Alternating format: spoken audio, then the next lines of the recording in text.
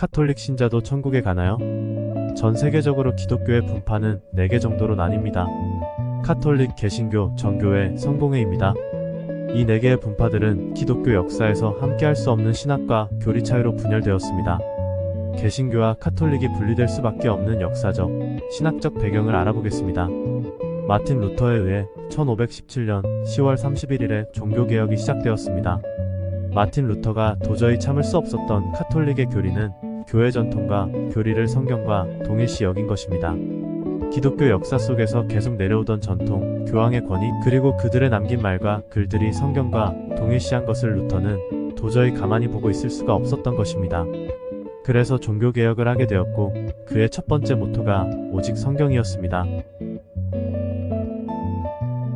두 번째, 개신교와 카톨릭의 차이는 예수님의 어머니 마리아를 생각하는 온도차입니다.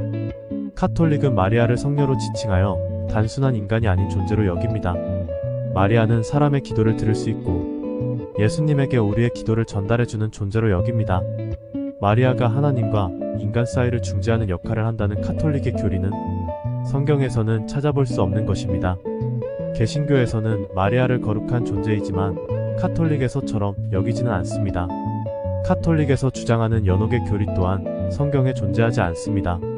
연옥의 교리는 하나님께 인정받을 만한 의를 이 세상에서 완성하지 못했기 때문에 천국에 다다르기 위해 거룩에 이르기까지 정화의 과정을 거쳐야 한다는 가르침입니다. 누가복음 23장 42절에 예수님과 함께 십자가에 못 박혔던 두 강도가 있습니다. 이 중 한 강도가 십자가상에서 예수님을 믿게 됩니다. 그 강도는 예수님께 이렇게 청합니다. 예수님, 주님이 주님의 나라에 들어가실 때에 나를 기억해 주십시오.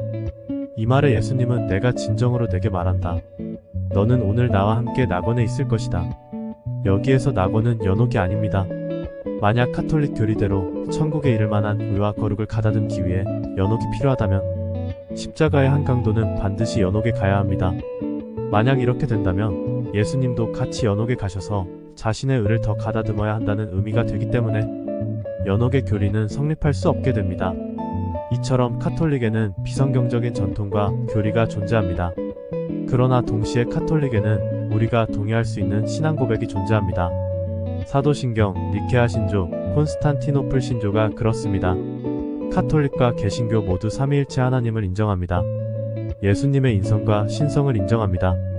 예수님의 십자가의 죽으심, 부활, 재림을 믿습니다. 예수님에 대한 믿음이 천국으로 인도한다는 것을 믿습니다. 카톨릭 신자라도 예수님을 믿는다면 천국에 가는 것이고 개신교 신자라도 예수님을 믿지 않으면 천국에 가지 못합니다. 오직 예수님을 믿음으로만 천국에 가기 때문입니다. 하나님은 여전히 카톨릭, 개신교, 정교회, 성공회 모두를 사랑하십니다. 어느 공동체나 바른 믿음을 가지고 있으면 구원을 받는 것이고 그렇지 않으면 구원을 받지 못합니다.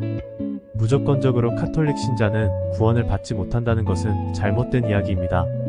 십자가상에서 예수님을 만난 강도처럼 예수님을 믿으면 천국에 가는 것입니다. 그래서 구원은 하나님의 은혜이며 선물인 것입니다.